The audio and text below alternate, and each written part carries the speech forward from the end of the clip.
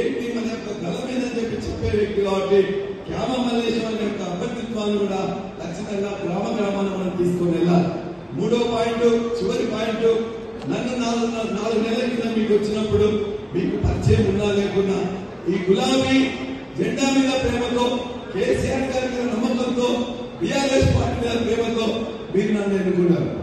ఎన్నుకున్న 4 నెలల నుంచే నేను ఎక్కడున్నా, నా ప్రవర్తన ఏంటి, నేను కలుస్తున్నా లేదా, చెప్పిన పని చేస్తున్నా లేదా అనేది మొత్తం కూడా మీ అందరికీ కూడా తెలుసు. కాబట్టి నేను ఈ 4 నెలల కాలంలో నేను చేస్తున్న పనులు మీకు బాగా ఉన్నాయి అనుకుంటే మా క్యామ మల్లేశ్వరికి ఓటేయమని చెప్పేసి మీ అందరికీ గుర్తు. ప్రభుత్వ పనులు ఎక్కడెక్కడ ఉన్నాయో ఖచ్చితంగా బరాబరిగా రావాల్సిన కూడా రావాలని కొట్లాడుతూ ఉన్నాం. అదేవిధంగా వ్యక్తుల యొక్క వ్యక్తిగత విన్నపాలు ఏమైనా ఉన్నట్లయితే